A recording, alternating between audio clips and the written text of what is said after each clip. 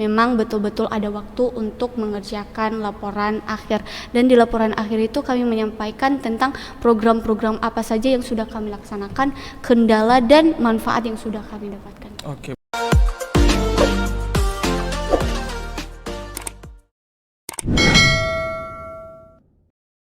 Halo Sobat Mutiara, kembali lagi di podcast USM Indonesia, podcast cerdas berkarakter.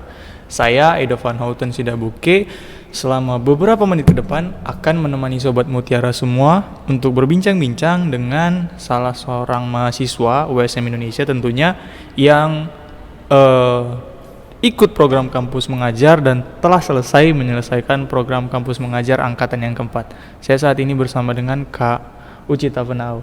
Silakan perkenalkan diri, Kak. Halo Sobat Mutiara, perkenalkan saya Cucian Hatita Fenaeu dari program studi S1 PG PAUD semester 6. Oke, semester 6 ya, Kak ya? Iya. Gimana, sehat nih, Kak? Sehat dong. Oke. Abang sehat? Puji Tuhan, sehat dong. Ini bintang tamu pertama yang nanyain kabar saya juga ini. Oke, jadi kita akan ngobrol-ngobrol, Kak, terkait kelulusan Kakak kemarin di kampus mengajar nih. Kan udah selesai Iya. kampus mengajar. Nah, kalau boleh tahu kemarin lolos di sekolah mana? Di sekolah SMP swasta Al Ihsan Medan Timur. Medan Timur, itu di daerah mana itu ya, Kak? Daerah di Jalan Jemadi, dekat Jemadi. Rumah sakit Imelda. Oh, dekat rumah sakit Imelda, Iya. Jalan Bayangkara berarti ya? Bilal gitu ya? Iya, Bilal. Oke. Jalan Bilal. Kalau boleh tahu Kakak kemarin di sana penempatannya berapa lama? 5 bulan. 5 bulan ditempatkan di sana. Nah, sebelum kesana nih ya, Kak ya? Kakak kan dari prodi PG PAUD. Iya. Yang memang dilatih mungkin belajar selama ini di USM tentang gimana cara mengedukasi anak-anak yang PAUD nih kan. Iya. Kemudian Kakak ikut kampus mengajar itu, apa sih yang terpikir di dalam diri Kakak? Oh iya, aku harus ikut ke program kampus mengajar nih. Apa yang memotivasi Kakak nih saat itu? Awalnya sebetulnya saya tidak ada ketertarikan ya mengikuti program ini, karena sebetulnya dan sejujurnya saya tidak tahu tujuan dari program ini. Oke. Nah, namun karena adanya pemahaman dari dosen kami, beliau mengatakan bahwa program ini sangat bermanfaat untuk kalian ke depannya, terutama kalian adalah seorang guru yang nantinya akan terjun langsung menjadi seorang guru. Jadi ini menjadi suatu hal dalam diri saya untuk mencoba ikut program ini. Oke. Setelah Kakak memutuskan ikut, ini ada diskusi nggak sebelumnya dengan keluarga atau orang tua, dan gimana respon dari orang tua sendiri? Pastinya ya, soalnya dalam kepengurusan ikut apa program ini pun sangat dibutuhkan yang namanya surat izin dari orang tua. Oke. Nah, ketika saya menjelaskan kepada orang tua bahwa saya akan mengikuti program kampus mengajar, orang tua sedikit khawatir ya kemarin, karena kan kampus mengajar ini akan menempatkan mahasiswa ke sekolah-sekolah yang bukan di daerah terdekat. Nah, jadi orang tua saya khawatir, gimana nantinya kamu di sana sendiri nggak? Jadi saya jelaskan bahwa saya nanti di sana bukan hanya saya, tapi ada teman-teman dari kampus-kampus lain. Kami nantinya satu tim akan ditempatkan di satu sekolah. Jadi melalui pemahaman tersebut orang tua saya setuju. Setuju ya, artinya dapat dukungan dari orang tua. Iya, Nah, dapat dukungan. dari prodi sendiri nih, Kak, kan prodi yang menyarankan nih. Ya kita tahu bahwa di Sari Mutiara wajib tuh di-share kepada mahasiswa tentang program MIKM. Iya. Nah, dukungan dari prodi sendiri terkait ikut sertaan Kakak nih dalam program kampus mengajar ini gimana? Sangat mendukung ya Bang. Mulai dari kami menyiapkan dokumen-dokumen yang dibutuhkan dalam pendaftaran, kayak surat rekomendasi dari kampus, itu sangat lancar dan sangat diberikan kemudahan dalam kepengurusan itu. Dan kami juga diberikan pemahaman nantinya di sana ngapain aja, dibekali lah gitu. Oke. Di saat Kakak itu ketika Kakak lulus, dinyatakan lulus, langsung keluar nih nama sekolahnya di mana? Iya. Oke. Ketika pertama kali Kakak lihat nih lulus di sekolah di daerah Medan juga. Nah, Kakak ke sekolahnya itu tinggal di dekat sekolahnya itu, atau dari kos ini berangkat ke sana? Saya tinggal di dekat sekolahnya sih, ngekos di sana. Ya. Ngekos di sana. Dan sejujurnya pas awal-awal dengar nama tempat penempatan sekolahnya kan SMP swasta Ihsan, kemarin agak sedikit khawatir ya Bang, soalnya kan sekolahnya memiliki latar belakang kepercayaan yang berbeda dengan saya. Namun di saat kami melaksanakan observasi di hari pertama, kekhawatiran tersebut dipatahkan dengan respon dari guru-guru di sana yang menyambut kami dengan sangat hangat. Artinya sambutan dari sekolah itu lumayan baik lah gitu ya terhadap baik. orang kakak. Berarti kakak tinggal di dekat lingkungan sekolah itu ya, berarti ya. Nah kakak kalau boleh tahu di sana itu berapa orang yang lulus di sana? Awalnya 6 orang, namun 1 orang mengundurkan diri. 1 orang mengundurkan. Nah kalau boleh tahu berarti tinggal 5 orang tuh di situ. Iya, tinggal 5 orang. Tinggal 5 orang. Nah selain kakak dari universitas mana aja sih yang teman kakak yang 4 lagi? 2 orang dari Universitas Sari Mutiara, 1 orang dari UMA, dan 2 orang dari Unimed. Satu orang lagi dari USM berarti ya. Iya. Jadi ya nggak perlu takut lah untuk berteman karena udah ada teman sendiri gitu ya. Nah terkait teman-teman yang 3 ini lagi gimana sih cara kakak beradaptasi dengan mereka, apalagi kan belum kenal dari kampus berbeda. Ini gimana kesan pertama kakak? Awalnya canggung ya, soalnya kan masih belum saling kenal. Namun dengan seiringnya berjalan program, kami juga harus berdiskusi. Jadi harus sama-sama saling berkomunikasi, saling mengerti perbedaan pendapat gitu. Ketika di sekolah itu di awal yang difokuskan untuk menangani apa sih kalian sebenarnya ke sana? Pengembangan literasi dan numerasi siswa. Literasi dan numerasi. Nah, dari yang kakak lihat nih selama ada di sekolah itu, begitu pertama kali datang tuh, tingkat literasi dan numerasi siswa di sana gimana sih kak? Pas pertama kali datang ya, kalau dari saya pribadi masih sangat harus diperhatikan ya Bang.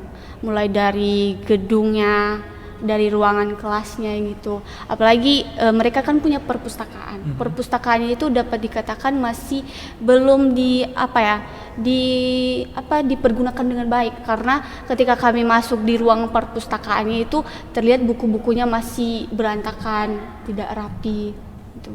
Artinya sekolahnya juga butuh perhatian lebih ya. Iya. Artinya kurang fasilitas untuk siswa juga. Nah, untuk siswanya sendiri nih, ketika pertama kali kalau teman-teman yang lain kan mengatakan bahwa banyak banget yang udah sampai di tingkat SMP juga masih belum bisa baca, belum ngerti matematika. Nah, dari sekolah ini sendiri kakak melihat gimana?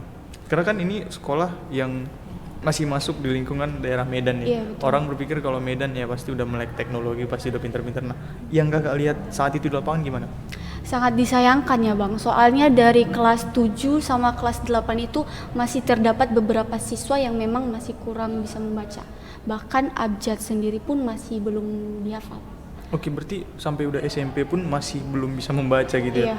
Nah, dari teman-teman sendiri nih, ini kan memang difokuskan awalnya untuk literasi dan numerasi.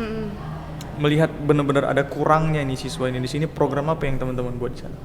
Kami melaksanakan program belajar tambahan.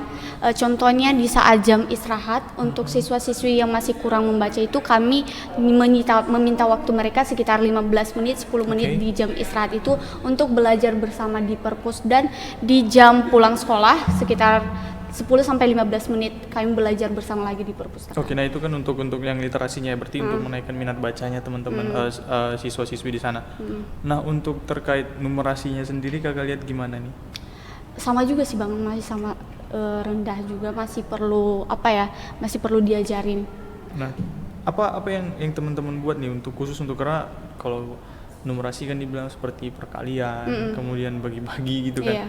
Nah ini kan mungkin kalau SMP harusnya sih sudah mahir ya. Ini kan sebenarnya pembelajaran yang harusnya dapatnya ini di SD udah maksimal gitu kan. Nah, teman-teman ngelihat bahkan sampai SMP pun belum bisa kali-kali mungkin. Nah, apa yang orang kakak di sana buat tuh? Pembiasaan sih Bang. Di saat kami melaksanakan proses pembelajaran dalam kelas, kadang-kadang kan ada siswa tuh yang suka keluar masuk tuh. Nah, jadi kadang kalau mereka minta izin ke kami bilang dulu, coba dulu perkalian 3, perkalian 4. Kalau bisa boleh keluar. Kalau nggak bisa tetap di dalam kelas. Jadi kayak gitu. Kemudian kami juga membuat media pembelajaran. Membuat perkalian di kertas AVS, kami print, kami susun, kami tempel dalam kelas, sama membuat rumus-rumus matematika kami tempel di kelas mereka. Oke, artinya biarpun dia siswa yang bandel, yang biasanya mungkin dia izin ke toilet mungkin ya biasalah siswa SMP gitu kan. Itu abis itu nggak masuk lagi. Berarti dia untuk izin ke toilet pun dia harus berpikir ekstra nih. Ya kan? Izin dia mau nih? cabut dia harus berpikir ekstra, dan itu menurut saya positif karena akan memotivasi dia untuk bisa menghafal perkalian tentunya. Itu tentunya suatu program yang sangat baik. Nah, ketika menjalani program-program di sana, setelah masuk masa akhir nih dari program kampus mengajar di sana, teman-teman ada melakukan evaluasi nggak sih untuk siswanya di sana, di sekolah sana, dan apa sih hasilnya? Pasti sih Bang, soalnya kan ada juga kegiatan yang harus kami lakukan, yaitu AKM kelas. Di mana siswa-siswi kelas 8 itu dites bagaimana perkembangan literasi dan numerasinya selama kami berada di sana. Dan puji Tuhan ada peningkatan. Dan guru-guru juga berterima kasih kepada kami karena memang nampak di nilainya ya. Karena itu langsung keluar nilainya, dan guru-guru berterima kasih karena siswa-siswinya mengalami peningkatan. Oke, artinya ada peningkatan lah dari yang sebelumnya mungkin nggak bisa baca jadi bisa baca, yang tidak paham tentang perkalian jadi paham tentang perkalian. Nah, aku mau tanya nih Kak, ini kan mengajar siswa-siswi SMP yang kita tahu masih ya labil lah, masih dunianya masih dunia main mungkin. Nah, ketika selama Kakak mengajar di sana, ada pengalaman lucu nggak sih, atau mungkin pengalaman sedih yang bikin Kakak trauma, atau pengalaman apapun lah yang bisa Kakak bagi buat Sobat Mutiara tentunya? Ada sih pengalaman di saat mengajar, namanya aja SMP ya, kadang digoda-goda gitu sampai nangis sih, mau nangis sih kemarin itu, karena kan mereka nakal ya. Mungkin pas awal-awal mereka masih dengar kami pas ngomong tenang dong dek, kita mau belajar, tapi lama-lama karena udah kenal membantah lah, keluar masuk teriak-teriak dalam kelas, jadi kayak ngambek nggak masuk di dalam kelas. Jadi mereka nyamperin kami di ruangan kami, minta maaf. Minta maaf lah, nggak ngulang lagi, nggak ribut lagi, tolong masuk ke kelas kami gitu. Oke, berarti jadi pengalaman yang lucu juga gitu ya, mereka yang awalnya bandel kemudian sampai datang. Nah, artinya kan ada kedekatan emosional nih antara teman-teman yang ditugaskan di sana dengan siswanya juga gitu ya. Ketika di akhir, kesan dari siswanya kemudian dari guru-guru di sekolahnya itu gimana sih? Di saat teman-teman ya mungkin menyampaikan bahwa ini akhir nih, kami ngajar di sini, kami akan kembali ke kampus. Respon mereka itu gimana sih? Respon mereka bilang gini, kami kan nyampein ini tuh minggu-minggu terakhir orang kakak di sini tuh loh, jadi kalian itu harus baik-baik sama orang kakak. Mereka bilang gini, loh kenapa nggak datang ke sini lagi ya Kak? Kami bilang iya, soalnya ini udah mau pelepasan. Loh kok udah mau pelepasan? Kami suka loh orang kakak ngajar di sini, bantu-bantu kami ngajarin. Kami bilang itulah kalian kan bandel, makanya orang kakak mau pergi aja lah dari sini. Kalian orang kakak pun kalau masuk ke dalam kelas kalian tidak tenang, tidak mendengarkan orang kakak. Ngapain orang kakak lama-lama di sini gitu kan? Katanya janganlah Kak, kami minta maaf. Kami bilang ini memang udah waktunya, cuma 5 bulan dikasih kesempatan untuk orang kakak kesini. Nanti di semester berikutnya pasti ada lagi yang kakak-kakak lain yang datang di sekolah ini belajar, ngebantu orang adik-adik. Bahkan ada tuh yang bilang, kenapa orang kakak nggak di sini aja, tunggu sampai kami tamat gitu. Kami bilang orang kakak juga mau kuliah, dan memang waktunya cuma 5 bulan gitu. Oke. Dari guru-gurunya sendiri gimana nih? Dari guru-gurunya sendiri paling mengucapkan terima kasih sudah membantu selama kurang lebih 5 bulan di sana, membantu pendidikan di sana. Oke, ketika sudah menyampaikan ke pihak sekolah dan sudah berakhir nih program kampus mengajar untuk kalian di sana gitu kan. Setelah itu apa yang teman-teman lakukan? Apakah kembali ke kampus atau ada hal yang diselesaikan lagi? Kami ada laporan. Oke, laporan akhir yang harus kami kerjakan. Nah, itu apa isi dari laporan itu? Semacam kegiatan yang ada di sana kah dilaporkan, atau itu memang di akhir atau setiap hari itu? sebenarnya? Ada laporan harian, ada laporan mingguan, dan laporan akhir. Oke, itu pengerjaannya kolektif kah atau sendiri-sendiri sih Kak kemarin? Sendiri. Kalau untuk laporan harian sama laporan mingguan itu sendiri-sendiri, sedangkan laporan akhir itu individu. Individu. Oke. Terus artinya kan Kakak kembali lagi ke kampus nih, artinya udah mulai aktif kuliah gitu kan. Iya. Kemudian membagi waktu untuk mengisi laporan, karena kan itu bisa dibilang kewajiban ya Iya. buat teman-teman di sana buat ngisi laporan akhir. Nah, apa sih yang Kakak isi di sana dan gimana sih cara Kakak membagi waktunya untuk menyelesaikan tugas itu? Kalau untuk kegiatan di kampus di akhir penugasan kemarin kan tidak ada ya. Soalnya kami kan memang diberikan waktu 1 semester untuk fokus ke program kampus mengajar. Jadi memang betul-betul ada waktu untuk mengerjakan laporan akhir. Dan di laporan akhir itu kami menyampaikan tentang program-program apa saja yang sudah kami laksanakan, kendala dan manfaat yang sudah kami dapatkan. Oke, berarti itu di dalam laporan akhir itu adalah isi dari apa yang pernah Kakak lakukan di sekolah tersebut. Nah, sebelum kita tutup nih Kak, terakhir. Mungkin ini kan banyak sobat Mutiara di rumah yang mungkin setelah mendengar Kakak ini jadi tertarik nih ikut program kampus mengajar. Dan kalau nggak salah ini yang angkatan 5 lagi jalan nih, Iya. lagi jalan. Nah, kasih motivasi mungkin Kak, dan juga tips buat teman-teman yang mungkin ingin ikut kampus mengajar, kemudian dan bahkan yang lagi menjalani program kampus mengajar diberikan arahan mungkin pengalaman Kakak di sana supaya jadi pembelajaran buat teman-teman tentunya. Silakan Kak. Oke, untuk teman-teman di luar sana yang masih ragu mengikuti program kampus mengajar ini, ayo bersama-sama dengan kami mengembangkan diri melalui program-program ini. Ada banyak sekali program dari Kampus Merdeka, dan salah satunya yaitu program kampus mengajar. Ayo kembangkan potensi diri kamu melalui program ini.